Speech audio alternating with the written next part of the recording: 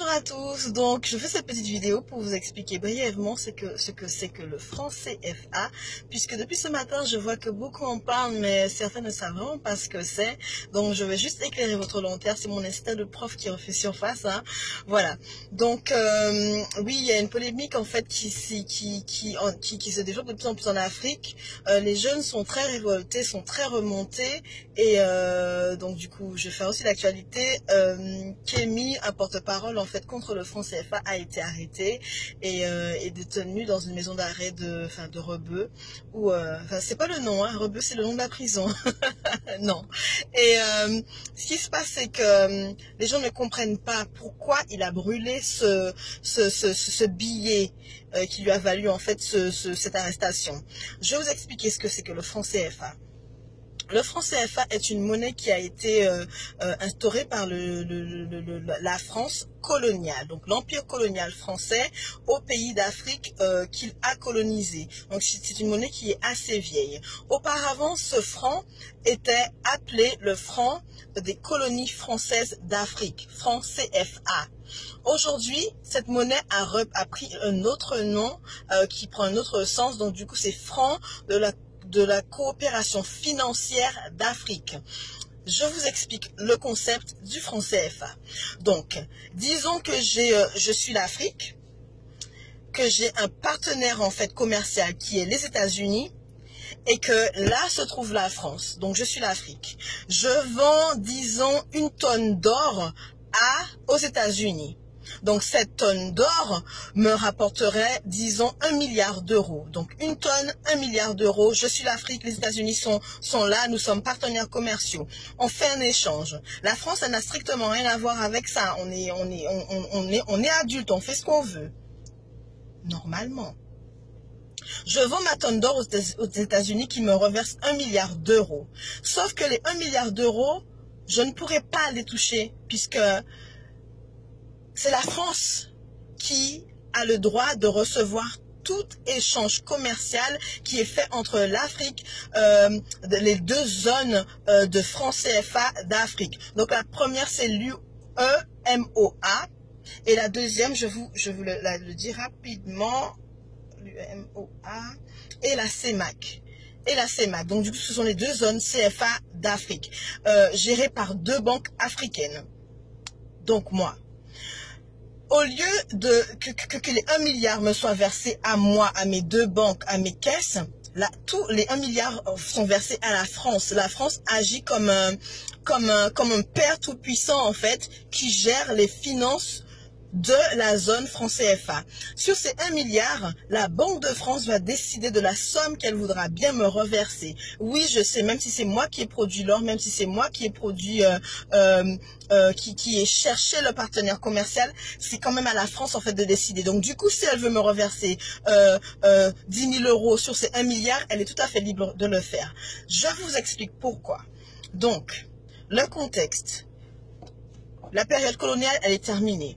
La France entre en guerre contre les nazis, la Seconde Guerre mondiale, 39-45. La France, elle est extrêmement appauvrie. Il ne lui reste plus rien, sa population a diminué, il faut tout reconstruire. Comme par hasard, les pays d'Afrique décident quoi? Qu'ils veulent être indépendants. Sauf que ce sont les pays d'Afrique qui fournissent toutes les ressources, qu'elles soient minérales ou purement économiques, à la France. Donc du coup, la France, elle a peur. Elle a extrêmement peur, elle a les chocottes. Qu'est-ce qu'elle décide? Le général de Gaulle décide de donner l'indépendance. Enfin, quand on dit donner, non. Parce que, bon, les pays d'Afrique se sont vraiment battus, se sont sacrifiés pour leur indépendance. Le général de Gaulle concède bien à un compromis. Donc, du coup, le compromis, c'est quoi? On vous donne votre indépendance humaine, enfin, dans les faits, sur les papiers, vous êtes indépendant, mais économiquement, vous restez attaché et soumis à la France.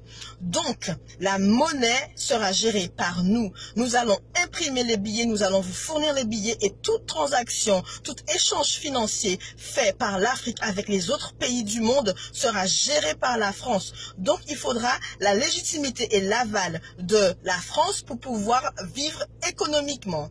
Vous me direz que c'est un peu bizarre. Non, c'est pas bizarre. C'est exactement ce qui se passe depuis la période des indépendances, des années 50-60, période post-coloniale, je vous jure. Donc, depuis ça, la France, chaque année ponctionne comme ça, la Banque de France ponctionne comme ça à la zone, aux deux zones, francs CFA, plusieurs milliards d'euros par année. Cet argent, vous me direz que oui, elle la reverse à l'Afrique petit à petit, etc. Non, non, non, non, non, non, non, les gens, non, ne soyez pas naïfs quand même, bien sûr que non. Il faudrait que la France, elle vive, les Français doivent vivre, l'Europe doit vivre. Et on sait très bien que l'Afrique, c'est la pompe Afrique. N'est-ce pas? Ce qui se passe, c'est que la Banque de France a cette réserve. Et à chaque fois que les deux banques ont besoin d'argent, elles doivent demander à la France, est-ce qu'elles peuvent bien avoir un prêt? Est-ce qu'elles peuvent bien avoir recours à cet argent pour pouvoir, par exemple, construire des écoles, construire des hôpitaux, construire des routes, investir en fait dans des entreprises, booster les startups, aider les jeunes, enfin, etc. Il faut que l'Afrique demande à la France d'avoir accès à cet argent. Parfois la France dit oui, parfois la France elle dit non. Franchement, elle dit clairement non, et quand c'est non, c'est non. Par la suite, vous me direz, mais pourquoi l'argent est là et où part cet argent? En fait, l'argent, il est réinjecté dans les caisses de la sécurité sociale française. L'argent est injecté dans toutes les banques françaises, parce que c'est la Banque de France qui gère. Et les prêts sont faits par qui? Par la Banque de France. D'où vient cet argent? Mais dans l'argent de l'Afrique, dans la réserve, en fait, que crée le franc CFA en France. Donc du coup, c'est plusieurs milliards et des milliards d'euros pendant des années. Vous imaginez combien ça fait et combien ça représente dans le développement de l'Afrique? Combien ça représente dans le développement en fait du peuple africain? Après, on nous dira, oui, mais la France a fait des dons. Mais les petits dons donnés comme ça par la France, c'est quelques centimes par rapport à la somme qu'elle a en réserve, qui appartiennent vraiment à l'Afrique. Comment justifier en fait de ce chantage? Ce que la France, elle fait, c'est qu'elle imprime les billets ici en France à chamalière. Donc, à chaque fois qu'il y a un stock de billets qui est imprimé, la France facture en fait à l'Afrique cette impression. Vous me direz, mais oui, mais l'encre et le papier, ça coûte pas aussi cher, ça coûte pas des milliards. Effectivement, ça ne coûte pas des milliards. Mais pour justifier de cela, la France dit à l'Afrique, on imprime les billets, donc c'est nous qui décidons combien nous allons vous donner et combien on prendra sur la réserve légalement. Légalement. D'accord? À chaque fois qu'un chef d'État est élu par le peuple et veut sortir ce peuple de ce chantage économique et de cette agressivité coloniale, il est soit tué, soit il y a un coup d'État qui est toujours orchestré par les pays européens. Et on nous dit, ah oui, mais c'est un dictateur. Sauf que le vrai dictateur, il ne dit pas son nom. Le pompier pyromane ne dit pas vraiment son nom. En réalité, il sait exactement qui il est et ce qu'il fait. C'est un système qui est organisé. C'est un système qui est un peu semblable au système qu'on a instauré aux Antilles où ce sont les béquets qui contrôlent tout. Ils font flamber les prix de l'agroalimentaire et les autres n'ont pas le choix. On est obligé de survivre, on est obligé de vivre. Donc on fait quoi? On paye. On nous fait croire que c'est l'octroi de mer qui justifie en fait ces taxes exorbitantes. En fait, en réalité, ça ne coûte pas si cher de faire venir un produit d'ici à aller là-bas.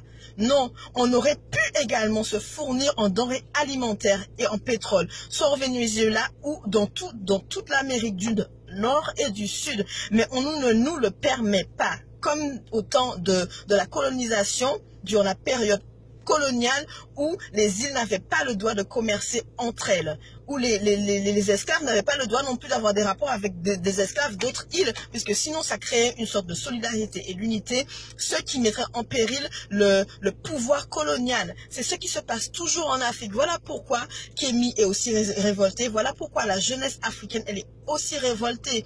Leur argent est pillé.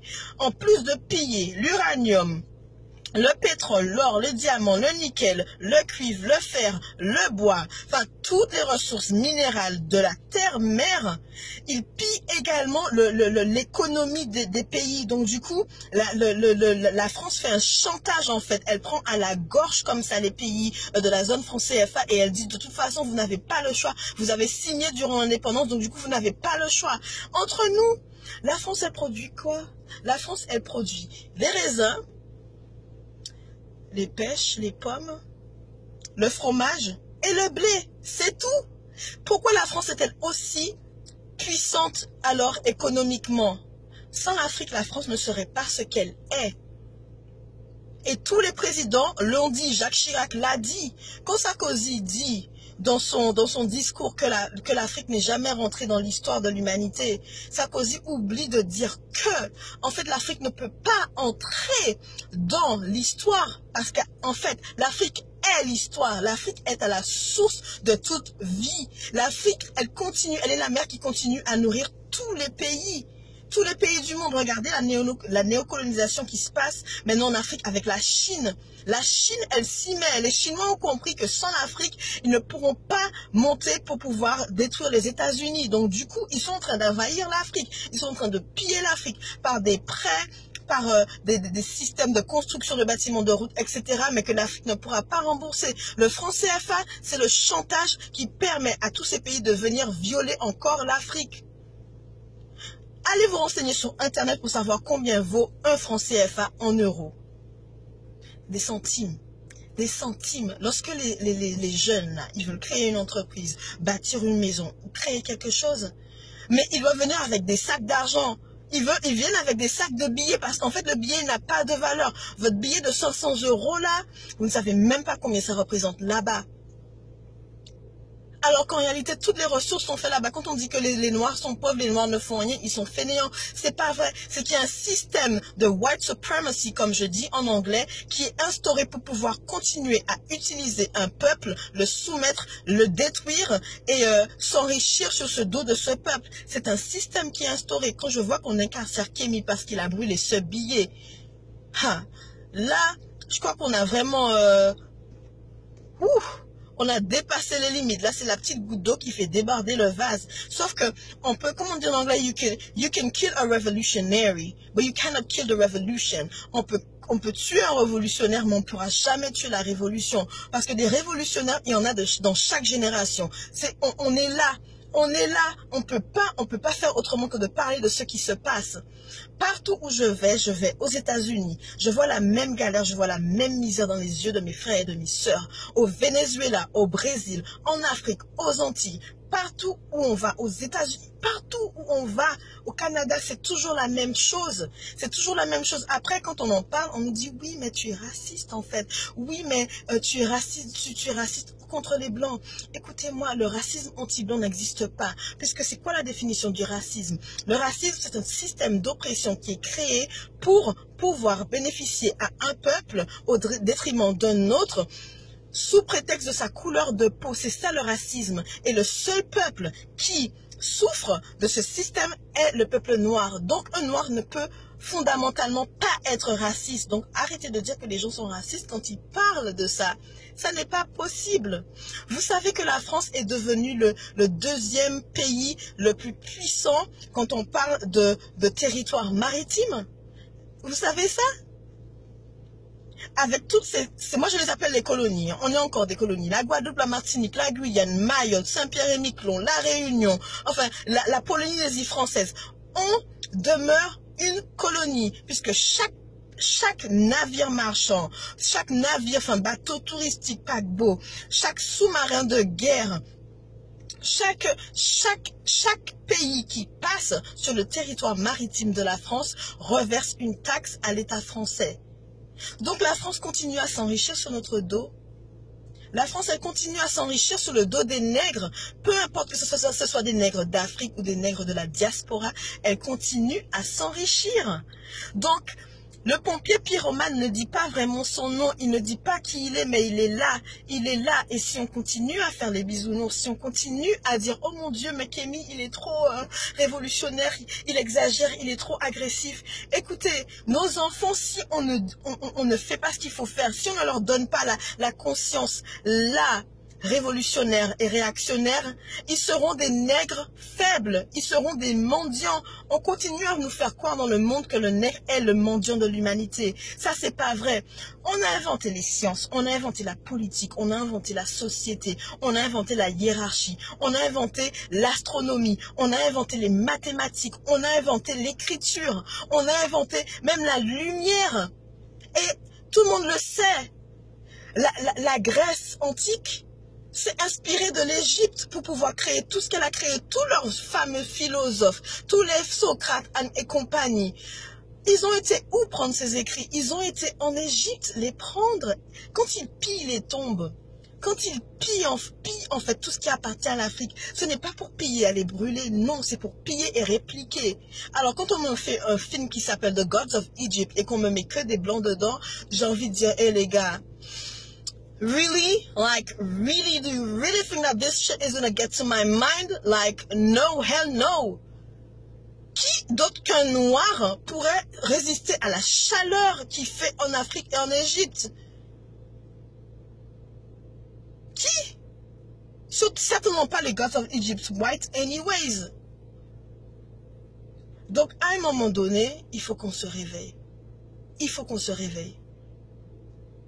Lorsque vous ne savez pas, renseignez-vous. Il y a YouTube.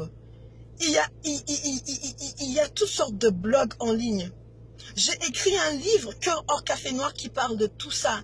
C'est pas pour faire la guerre ou parler de choses qui fâchent. Non, c'est pour qu'on soit conscient qu'on est dans une sorte de guerre et qu'on n'a pas le choix.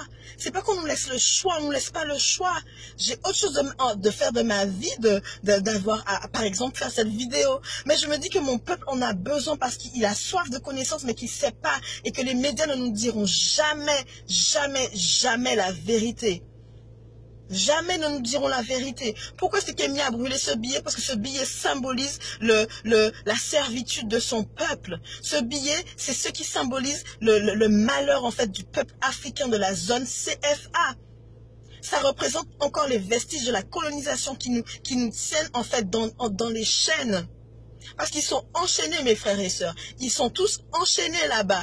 La jeunesse, elle veut faire quelque chose de sa vie. Elle veut arrêter d'avoir à traverser la Méditerranée, à se tuer, se noyer dans la Méditerranée pour venir ici chercher un CDI au SMIC. Ça fait pas de sens pour elle parce que là-bas, elle est au soleil. Ici, elle doit affronter l'hiver, elle doit affronter le racisme, la discrimination. Les enfants sont maltraités, ils sont tabassés à l'école. On les traite de sales nègres. Non, c'est pas une vie. Et pourtant, pourquoi est-ce qu'on vient ici? C'est parce qu'on n'a pas le choix. On n'a pas le choix. On ne nous laisse pas le choix de pouvoir décider pour nous-mêmes. À chaque fois qu'il y a un chef d'État qui vient pour pouvoir libérer son peuple, on le tue. Ou sinon, il y a un coup d'État et on dit « Ah oui, non, mais c'est un dictateur ». Mais on ne nous dit pas qu'en fait, lui, il avait repéré que les campagnes de vaccination, c'était simplement pour inoculer l'Ebola, le sida, le Zika, toutes ces choses-là au peuple pour pouvoir contrôler notre fertilité. Parce que c'est vrai que nous, les Noirs, notre richesse, c'est faire des enfants. Comme il dit Emmanuel Macron, la femme noire, le problème de l'Afrique, c'est faire des enfants. C'est pas vrai. C'est ça qui nous sauve, justement. Parce qu'à chaque fois qu'une génération meurt, mais la génération qui vient après, mais elle est encore plus fertile. Donc, du coup, ça les emmerde. Ils n'arrivent pas à piller comme ils voudraient piller parce qu'il y a trop de monde. On est trop nombreux. Donc, la polémique qu'il y a aujourd'hui autour du franc CFA et autour de Kémy Séba et tout ce qui se passe en Afrique, il faut correctement vous renseigner. Ça ne tombe pas du ciel, c'est pas quelque chose qui vient, qui est né aujourd'hui, non. C'est quelque chose qui est là. Et si on lutte, c'est parce qu'il y a raison, il y a une raison de lutter. La génération qui vient après nous, elle a besoin qu'on lui laisse des écrits, qu'on lui dise comment faire. Elle a besoin d'être éduquée. Intellectuellement et également financièrement. Elle a besoin d'être libre dans sa tête. Elle a besoin de s'affranchir en fait des stéréotypes, des clichés en fait que créent les médias. Non, les Africains sont pas des fainéants. Non, ils se tuent pas à la hache. Non, c'est pas des singes qui grimpent dans les arbres ou qui vivent dans la jungle. Non, c'est pas vrai. C'est pas vrai. Les Africains, nous les Noirs, on a bâti l'humanité. La femme noire a donné naissance à l'humanité et l'homme noir a construit l'humanité de ses propres mains. De ses propres mains, de sa propre force.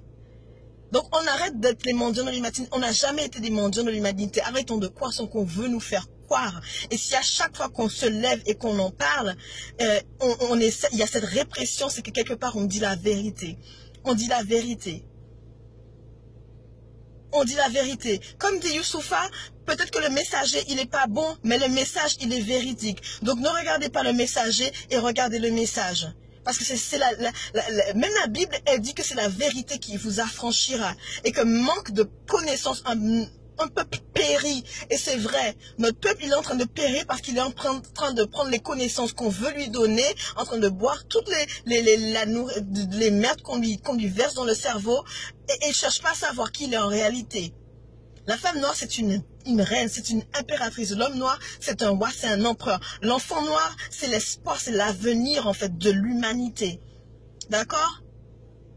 Renseignez-vous, cherchez à savoir, cherchez, arrêtez de passer des heures et des heures et des heures dans des téléphones à regarder les réseaux sociaux et toutes les merdes qui passent à la télé, les anges de je sais pas quoi, à Miami ou à Mexico ou à Marseille, je sais pas. Tout ça c'est fait pour vous abrutir là-haut. Et quand vous êtes abruti, la vérité, elle arrive pas à votre cerveau. Et quand vous entendez la vérité, vous dites, mais c'est quoi encore cette merde? C'est quoi encore ces théories? Mais non, non, et on vit dans un monde où c'est maintenant, c'est maintenant, ça va de plus en plus vite. L'univers est de notre côté, Dieu est de notre côté, c'est à nous maintenant de nous réveiller, de nous dire stop, fini, c'est fini.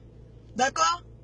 Arrivé ici, je vois des Africains qui galèrent, mes frères galèrent pour un visa, alors que quand les Français, ils vont en Afrique, ils n'ont pas besoin de visa. Ils vont construire des maisons, ils approprient les meilleures terres, comme ils font en Guadeloupe, comme ils font en Martinique ou en Guyane, ils s'approprient les meilleurs endroits. Et en plus, on devient persona non grata sur nos propres terres. Par contre, quand on vient ici, c'est affronter le racisme, affronter les clichés, affronter les préjugés, avoir à justifier tout le temps. Oui, je suis noire, mais je ne suis pas là, je suis pas une pute ou je suis pas là pour les papiers. Laissez-moi tranquille. Hein? Les frères africains, la même galère. La même galère. Pour un visa, il faut avoir 10 000 € sur son compte pour pouvoir justifier de visa étudiant. C'est quoi cette galère? C'est quoi cette merde? Alors qu'ici, Marion Maréchal Le Pen, celle qui ne voulait pas aller voir les Noirs en France, elle se trouve où? Elle se trouve au Gabon, au soleil. Au soleil. Mais elle disait qu'elle ne voulait pas voir les Noirs. Vous ne voyez pas que ça, c'est juste une stratégie. C'est une stratégie. À chaque fois qu'on s'aime, à chaque fois qu'on commence à parler pour nous-mêmes, à se réunir, soit on sabote nos entreprises, soit on essaie de faire croire aux autres qu'on est des racistes, que être pro-noir, ça ne veut pas dire être anti-blanc. Simplement, ça veut dire qu'on connaît la réalité, qu'on connaît la vérité et qu'on est pour nous, pour construire notre propre communauté, pour bâtir un avenir meilleur pour nos enfants. Il faut qu'on arrête de faire l'amalgame quand même. Arrêtons de faire l'amalgame. Il est temps qu'on se réveille, qu'on arrête de s'abrutir, qu'on se réveille et qu'on cherche à savoir. Il y a des livres, il y a YouTube, il y a Internet, il y a tout, il y a tout. Il y a tout. Il y a tout. Alors, lorsque je vois des discours de pseudo-intellectuels qui parlent sur Internet, qui jugent, là, ça me fait rire. Aujourd'hui, j'ai pas cessé de rire, franchement. J'ai pas cessé de rire. Et je me suis sentie obligée de faire cette vidéo parce qu'il faut absolument que mon peuple sache que, on n'est pas ce qu'on veut nous faire croire qu'on est. Non, on est bien plus que ça. On est l'avenir de l'humanité, on est l'avenir du monde. Il serait temps de marcher la tête haute. On est fiers de qui on est, on avance, on apprend aux enfants ce qu'ils devraient savoir. Pas ce que l'éducation nationale leur dit. J'étais censée être prof, j'ai arrêté. Parce que ce qu'on reverse dans le cerveau des enfants là, c'est de la merde. C'est de la merde en bouillie. C'est de la merde, il est temps d'éduquer nos enfants. Il est temps de les éduquer, il est temps qu'on puisse se réveiller. Mais si nous-mêmes, on n'est pas éduqués, qu'est-ce qu'on va transmettre aux enfants? Rien du tout. Rien du tout. Il est temps qu'on se réveille. Il en est vraiment temps. Enfin, j'étais partie pour faire une vidéo de 2 minutes, ça fait 23 minutes exactement, donc je vais vous laisser. N'hésitez pas à me laisser un DM sur mon Instagram, dans mon Instagram, ou un MP dans Facebook, m'envoyer un mail, ou m'appeler, ou m'envoyer un texto, enfin peu importe, pour me faire savoir ce que vous en pensez. Moi, c'est mon avis, c'est mon opinion. Après, c'est mon opinion, hein, c'est comme l'individu, c'est unique. Hein, donc c'est mon opinion à moi, laissez-moi savoir ce que vous en pensez, s'il y a des choses que j'ai oubliées ou quoi que ce soit, vous me dites vous me dites c'est un débat et j'adore les débats. Franchement, j'adore les débats, ça enrichit et n'hésitez surtout pas, je mange pas, je ne suis pas cannibale, donc ne vous inquiétez pas. Ok? Merci de m'avoir écouté.